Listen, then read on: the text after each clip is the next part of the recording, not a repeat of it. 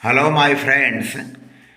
Learn English sentences के इस video में मैंने वाकिफ़ है या वाकिफ़ हूँ या वाकिफ़ था या वाकिफ़ थी, परिचित था या परिचित थे, परिचित हूँ, परिचित है, तो इस तरह के वर्ड्स यदि वाक्य में आते हैं हिंदी वाक्य में, तो हम उनको इंग्लिश में किस प्रकार से ट्रांसलेट करेंगे इसके बारे में हमने चर्चा किया है। तो बने रहिए मेरे वीडियो में और बने रहिए मेरे चैनल में। तो आपको इस वीडियो के माध्यम से हमने जो स्ट्रक्चर लिया है वो पहले हम स्ट्रक्चर की चर्चा कर लेते हैं। सबसे पहले हम सब्जेक्ट रखेंगे, सब्जेक्ट के बाद वर्ब टू बी में जैसा कि आप जानते हैं या तो ई जाएगा या तो एम का यूज करेंगे या तो आर का यूज करेंगे, और अगर पास्ट में है तो वाज का यूज कर लेंगे या वर का यूज कर लेंगे। तो इस तरह से वर्ब टू बी में इनका यूज होगा सब्जेक्ट के नंबर के हिसाब से। और हम एक फ्रेज यूज़ करेंगे फेमिलियर विथ, और उसके बाद अगर वाक्य में ऑब्जेक्ट आया हुआ है तो ऑब्जेक्ट तो अब लगा लेंगे।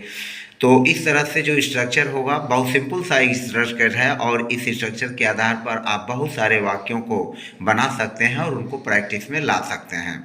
हमारा पहला वाक्य है मैं तुमसे वाकिफ़ हूँ। मैं तुमसे वाकिफ़ हूँ या मैं तुमसे परिचित हूँ।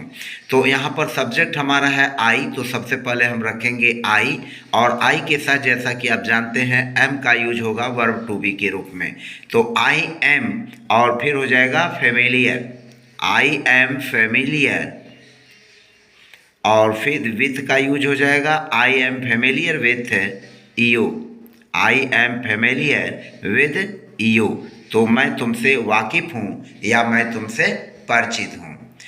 दूसरा वाक्य देखिए है वह राधा से वाकिफ़ थी। तो यहाँ पर वह जो है यह फीमेल जेंडर की बात कर रहा है, और यह हो गया शी, और शी के साथ चूंकि था है तो वाज आ जाएगा। She was familiar, she was familiar, और फिर हो जाएगा with Radha, she was familiar with Radha. तो इस तरह से छोटे छोटे वाक्य हैं जिनको आप आसानी से बना सकते हैं। लड़का मोहन से वाकिफ था, तो इसको लिखेंगे द बॉय, यह हमारा हो गया द बॉय वाज, और फिर हो जाएगा familiar, the boy was familiar, और फिर हो जाएगा with Mohan, the boy was familiar with Mohan, लड़का मोहन से परिचित था। हमारा अगला वाक्य है वह उससे वाकिफ नहीं है। तो यहाँ पर ही या शी दोनों में से आप किसी का यूज कर सकते हैं। तो ही चूंकि सिंगुलर सब्जेक्ट है तो सिंगुलर सब्जेक्ट के लिए यहाँ पर इज का ही होगा, क्योंकि यहाँ पर है आया हुआ है।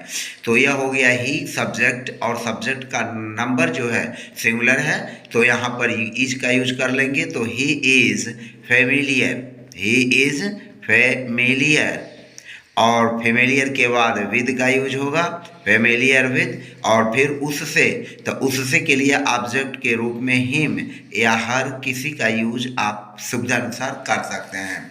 तो he is familiar with her या he is familiar with him.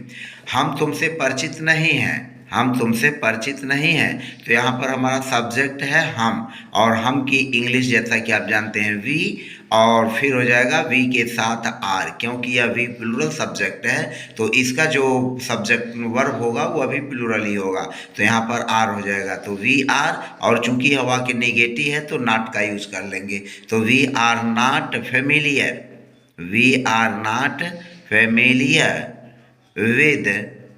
With you, हम तुमसे परिचित नहीं है, we are not familiar with you. अगला वाक्य मेरा भाई मोहन से परिचित नहीं था। तो यहाँ पर हो जाएगा मेरा भाई, तो यह हो जाएगा माई ब्रदर, माई ब्रदर, और फिर हो जाएगा वाच, क्योंकि यहाँ पर वर्ब जो है था आया हुआ है, और मेरा भाई जो है सब्जेक्ट हुआ, तो माई ब्रदर सब्जेक्ट, उसके बाद वर्ब टू बी में वाज का यूज होगा क्योंकि यह पास्ट में है। तो माई ब्रदर वाज, और चूंकि वाक्य निगेटिव है तो नॉट भी हो जाएगा। My brother was not familiar, familiar with, यहाँ पर हो जाएगा विद मोहन, यह हो जाएगा मोहन। तो my brother was not familiar with Mohan. हमारा अगला सेंटेंस है सीता उनसे वाकिफ नहीं थी।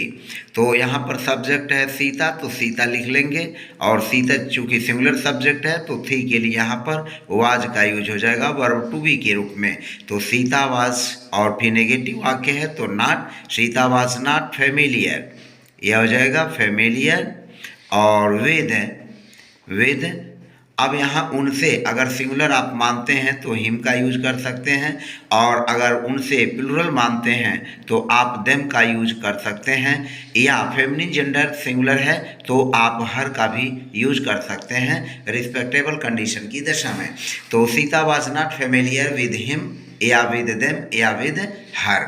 फिर वे मुझसे परिचित नहीं थे, तो यहाँ पर सब्जेक्ट हो जाएगा दे, तो इसका यूज कर लेंगे दे, और चूंकि यह पास्ट में है और सब्जेक्ट हमारा प्लूरल नंबर में है तो दे थे के लिए हम जो है वर का यूज कर लेंगे, तो दे वर। और फिर चूंकि वाक्य नेगेटिव है तो नॉट हो जाएगा, तो सबसे पहले सब्जेक्ट, उसके बाद वर्ब टू बी में वर का यूज होगा, फिर एडवर्ब नॉट का यूज कर लेंगे, तो दे वर नॉट, और फिर हो जाएगा हमारा familiar with, they were not familiar with, और फिर मुझसे का हो जाएगा मी, तो यह ऑब्जेक्ट के रूप में हमारा मी हो जाएगा। तो इस तरह से आपने देखा कि हमने 8 सेंटेंसेस के माध्यम से आपको फेमिलियर विद का यूज करते हुए हिंदी वाक्यों को इंग्लिश वाक्यों में ट्रांसलेट करने के बारे में चर्चा की। इस छोटी सी वीडियो को आपने देखा और मुझे पूरा उम्मीद है कि आपको ये छोटी सी वीडियो पसंद आई है। और यदि आप मेरे चैनल पर नए हैं और पहली बार आपने मेरे चैनल को विजिट किया है और अभी तक आपने मेरे चैनल को सब्सक्राइब नहीं किया है तो प्लीज़ चैनल को सब्सक्राइब कर दें, प्रेस बेल आइकन भी कर दें, जिससे आपको मेरे वीडियोज़ के नोटिफिकेशंस जो है समय समय पर मिलते रहें। और यदि आपने अभी तक लाइक नहीं किया है, प्रेस बेल आइकन नहीं किया है, कमेंट नहीं किया है, तो कमेंट करना भी न भी भूलें। कमेंट से जो है वो प्रोत्साहन मिलता है, उससे जो है आगे चीज़ें आगे बढ़ती हैं, तो बहुत समय भी नहीं लगता है। तो कमेंट और लाइक करना भी न भूलें, और अपने मित्रों दोस्तों में इस वीडियो को शेयर अवश्य करें। मिलते हैं नेक्स्ट वीडियो में नए लेसन और टॉपिक के साथ। Bye bye.